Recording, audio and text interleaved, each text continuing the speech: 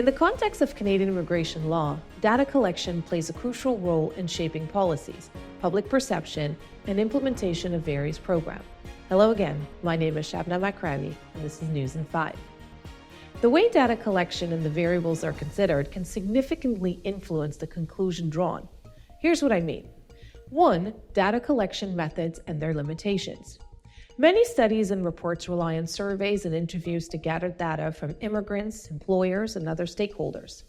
However, the design of these surveys, including the wording of questions and the sample population selected, can introduce some biases. For example, if a survey predominantly includes participants from specific regions or industry, the result may not accurately reflect the broader immigration experience across Canada. Some administrative assisted data. Administrative data. Government departments often use administrative data such as visa applications, employment records, and tax filing to assess the impact of immigration policies. While these data sets are extensive, they may not capture the full picture. For instance, they might overlook undocumented workers or fail to account for informal labor markets, leading to incomplete assessments of programs like the Temporary Foreign Worker Program. 2. Omissions of critical variables. The impact of immigration policies cannot be fully understood without considering the broader economic and social context. Factors such as regional economic disparities, fluctuations in labor market demands, and local housing conditions can greatly influence the experience of immigrants. For example, the success of immigrants in finding employment might be more closely tied to the health of the local economy rather than the immigrant policy itself. Ignoring these variables can lead to misleading conclusions about the effectiveness of immigration programs. Immigrants come from diverse backgrounds with varying levels of education, work experience, language proficiency, and social networks. Studies that fail to account for these individual characteristics may inaccurately attribute outcomes, such as employment success or integration challenges, to the immigration system rather than the unique circumstances of the immigrants themselves. Again, for example, comparing the employment rates of high-skilled workers to those of low-skilled workers without adjusting for educational background or language proficiency can skew the results. Let's talk about longitudinal data. Immigration is a long-term process, and its impact unfolds over years or even decades. Cross-sectional studies, which capture data as a single point in time, may not accurately reflect the long-term outcomes of immigrants. For example, initial employment struggles of immigrants might give way to economic success as they adapt to the Canadian job market and society. Without longitudinal data, studies might miss these trajectories and present an incomplete or overly negative picture. Let's look at 3. Misleading conclusions. Overgeneralization. When key variables are omitted, reports may draw broad conclusions that do not apply to all immigrants or all regions.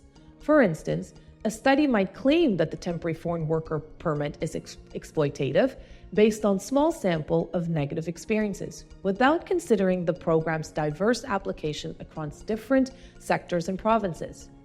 This can lead to overgeneralization and misinform the public and the policymakers. If policymakers rely on studies that omit critical variables, they may implement policies that do not address the real issues. For example, if a report concludes that immigrants' unemployment is solely due to flaws in its immigration system, the government might introduce more stringent selection criteria when the real issue might be regional economic conditions or lack of recognition of foreign credentials. Let's look at 4, a different picture with comprehensive data.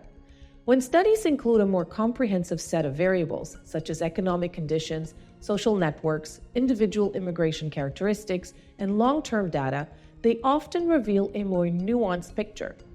For instance, while initial data might suggest that the temporary foreign worker leads to worker exploitation, a more detailed analysis might show the outcome varies significantly depending on the industry, the region, and the presence of supportive community networks. Such an analysis might reveal that under certain conditions, the Temporary Foreign Worker Program provides vital economic opportunities to both the immigrants and the Canadian employer. By acknowledging and analyzing these additional variables, policymakers can design more effective immigration policies.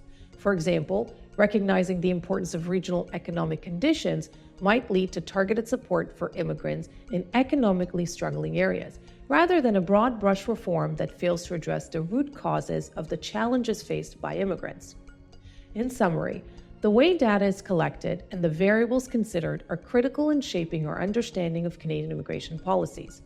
Omitting important factors can lead to incomplete or misleading conclusions, while comprehensive analysis that include a wide range of variables can provide a more accurate and balanced picture. This in turn can lead to a better informed policy decisions that truly address the complexity of immigration in Canada. Now that we have that background, let's go to the Human Rights Report. A report was presented that controversially compared Canada's temporary foreign worker program to the modern-day slavery.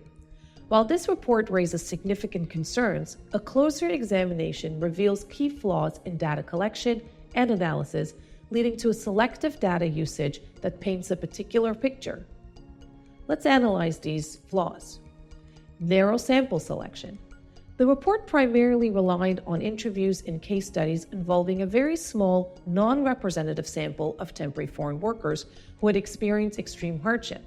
By focusing on these cases, the report shows that these experiences represent the entirety of the temporary foreign worker. This selective sample does not account for the majority of temporary foreign workers who may have positive or neutral experiences, leading to a skewed portrayal of the program as a whole. Data highlighting the economic benefits of the temporary foreign worker program for both workers and the employers was largely ignored in the report. For instance, many temporary foreign workers gain valuable work experience, earn higher wages than they would in their home countries, and contribute significantly to the Canadian economy. The report's failure to include these positive outcomes presents a one-sided view that disregards the program's potential benefits. The report did not adequately consider the broader economic and social context in which the temporary foreign worker program operates. For example, the demand for temporary foreign workers often arises from labor shortages in specific sectors, such as the agricultural or hospitality, where Canadian workers are unavailable or unwilling to work.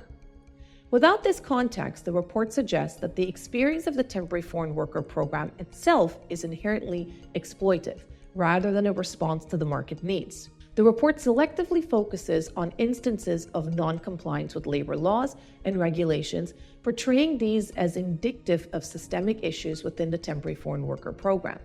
However, it did not acknowledge the robust regulatory frameworks in place in Canada designed to protect the rights of temporary foreign workers. These include strict enforcement measures, complaint mechanisms, and efforts by the government to improve working conditions. The omissions of these regulatory protections create an incomplete and misleading narrative. The report relied heavily on cross-sectional data, compared the experience of workers at a single point of time, often during periods of distress or transition. This approach fails to account for the dynamic nature of migrant workers, where conditions can improve over time as workers gain experience and adapt to their roles and integrate into their communities. Longitudinal data, which tracks workers' experiences over time, could provide a more balanced view from the temporary foreign worker program, showing both the challenges and improvements. In some cases, the report amplified isolated incidents of exploitation, portraying them as widespread and systemic without sufficient evidence to support these claims. For example, while there has been documented cases of temporary foreign workers experiencing poor working conditions, these are not necessarily representative of the program as a whole. By generalizing from these specific cases, the report unfairly characterizes the entire temporary foreign worker program as slavery. The report demonstrates how selective data usage and flawed data collection methods can create a distorted view of programs like the Canadian Temporary Foreign Worker Program. By focusing on a narrow and unrepresented samples, omitting positive outcomes, and failing to provide adequate context to the report, paints an unduly negative picture comparing the temporary foreign worker program to slavery. A more balanced analysis would consider a diverse experience of the temporary foreign workers, the regulatory protections in place, and the broader economic context, leading to a more accurate and fair assessment of the program. Understanding these flaws in data collection is crucial for ensuring that policy discussions and public perceptions are based on complete and accurate picture. Human rights are of the utmost importance and must not be taken lightly. To effectively address these issues, it is crucial to have accurate and thorough data collection, And unfortunately, in my opinion, this report falls short in that regard, therefore lacking the necessary foundations to make informed and meaningful recommendations for Canada. This is News in 5. Thanks for watching again. Until next time.